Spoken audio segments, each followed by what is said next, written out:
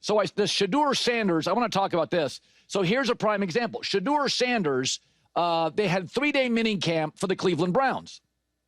And now Jimmy Haslam actually has some money. The Bengals owners and the Rooneys are near the bottom of the league in net worth.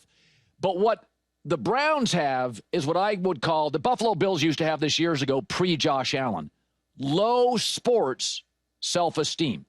And years ago, Buffalo, Ryan Fitzpatrick in Buffalo got AFC Offensive Player of the Month. And in October, they signed him to a 6-year contract. Oh, my God, somebody likes us. So Jimmy Haslam, who's got some money, he drafted Johnny Manziel, Baker Mayfield, and Deshaun Watson. Those were his calls. Headlines. So Shedeur Sanders at the Thursday, Friday, Saturday 3-day rookie minicamp, there's a lot of speculation. He wanted Shedeur Sanders. The staff drafted Dylan Gabriel, Oregon, 2 rounds earlier. And they were doing that not because they necessarily loved Dylan Gabriel. They liked him, but they thought it would stop their impulsive owner from forcing them to draft in round 4 Shedeur Sanders. So that's some of the speculation. I tend to believe it based on Jimmy Haslam, the owner of the Browns' history. Ridiculous Deshaun deal, drafting Johnny Manziel. Baker you can live with because Baker can really play, but Baker was a personality, and that's big for low sports self-esteem teams. And so here they went this weekend, and the video, it's just perfect for Jimmy Haslam. All the video out of rookie camp is Shedeur Sanders. Not the guy drafted 2 spots ahead, not the quarterback with a much better college resume of winning. It was all Shedeur Sanders. I don't blame the kid, by the way. I would have drafted him higher. I think he's a franchise quarterback. I don't think he's great. I think he's a much better version of like a Kenny Pickett. But Kenny Pickett I always thought was a backup. I think Shedeur can start in this league. I may be in the minority among GMs. I don't like the noise with dad and everything. But here was Shedeur Sanders, again, saying the right things. Of course, it's day by day. I just find something I want to perfect and just perfect it to the best of my abilities. And that's all I really focus on, and just being there, just being a leader, being a great teammate, doing what I need to do whenever it is. So I'm just thankful for an opportunity. Things could have been a lot worse, but I'm here smiling in front of you all at this facility right now. My job here isn't to prove people wrong. Like, I prove myself right.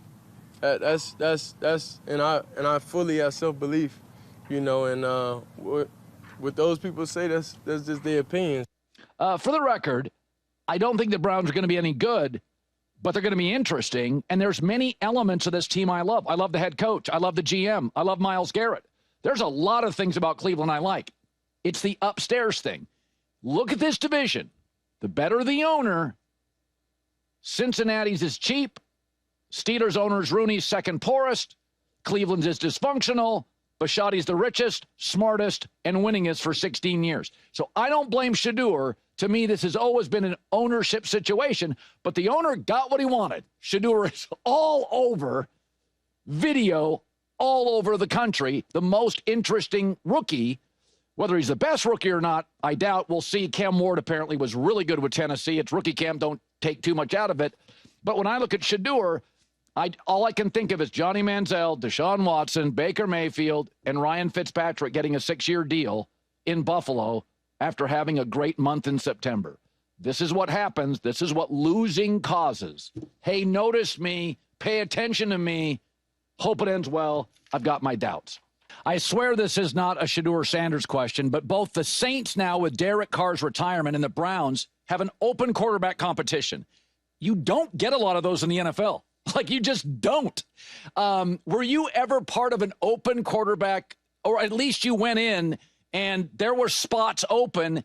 And how do you divvy up snaps, and how does it work? Because you don't get many. That's a college issue. That's not a pro issue.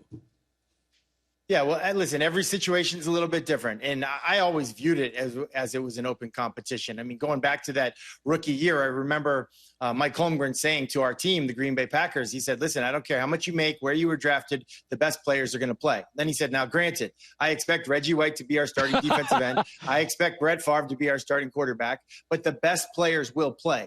I think the great organizations have the confidence to do that. thinking back to Seattle when Pete Carroll, maybe his third year there, they were paying a ton of money to a bunch of other quarterbacks, and they had the courage to start Russell Wilson, a rookie third rounder. They played the best player. That's unusual. People don't usually do that. So the reps are usually divvied up how they expect it to go, how they want it to go, where's their money invested. And so for a late round pick, it's tough. Like, if I'm being honest, there's going to be, on rare occasions, are you even getting snaps with the first string center? Like, not in a live situation. And so there's going to be all these things. You're going to basically have to make the most of every single opportunity. And I always found it was a lot easier when it was clearly defined. Yeah. Not necessarily to the public, but it was clearly defined inside the building, inside that quarterback room. Here's what you're actually competing for. Here's what's open to you. And, those are uncomfortable conversations, but I think it's best when those conversations are out on the table and they're actually had.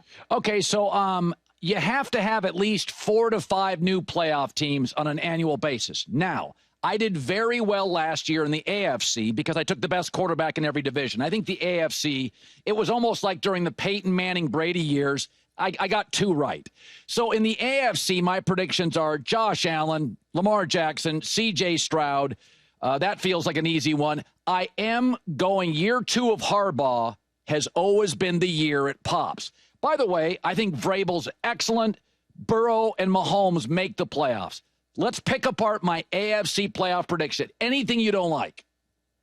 Listen, I love the Patriots, but that's you're asking a lot. I think you're asking a lot there. I think the Bengals were very, very close to being a playoff team. So I'm down with you. I can get behind that one. But I'd be surprised to see the Patriots over the Dolphins right there. No one's a bigger Mike Vrabel fan than me. I love Drake May. I think they're a year away, though. And I think they might actually be okay with that.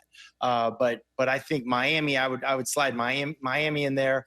And that Texans division, that's the other one, I don't know. That could go either way. I played in that division for multiple teams, and I wouldn't be surprised to see Indianapolis be a lot better this year if they can get the quarterback play a little bit better. Other than that, I like your list here, and I wouldn't be surprised if this was the year that Lamar Jackson and the Ravens make it to the Super Bowl. Okay, we go to the NFC, which was harder for me, especially the NFC North.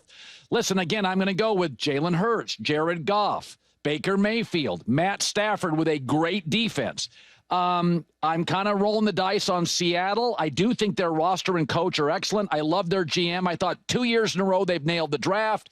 You're laughing, and I bet you're laughing at my Bears, right? Can you be a homer and you're not even in Chicago yet? I mean, what the heck, man? I mean, either you love O-line play, because they've done a great job of bolstering their O-line. I love what Ryan Poles, I love what they're doing. But no, a wild card team, no. Listen, you said it, right? You last time you made the picks based on the quarterbacks. It's always good quarterback play in the playoffs. I mean, it's pretty much that's the deal. Go back to last year. I would think the Steelers maybe the exception because they didn't have great quarterback play at the end of the year, but they had good quarterback play during the season. And I think that's a huge question mark. I think that's a gamble. I'm calling you out as a homer there. Sorry. Those are the facts. I wouldn't sleep on the Vikings. It's a huge unknown, right? Yeah. But I guess, I don't know. I think the Vikings have so much confidence that it's giving me confidence. And, like you just said about we were talking about the Super Bowl coming back down the mountain, that NFC East, there's always a new winner. It feels like. Don't count out the Washington Commanders as a team that can win that division. And I'm probably just saying that because I love their quarterback so much. And now I'm probably biased, but I would say all that. And then the other team you don't have in there that usually it's hard to go worst to first, but I think San Francisco could be in that NFC West. I think that's anybody's division as well.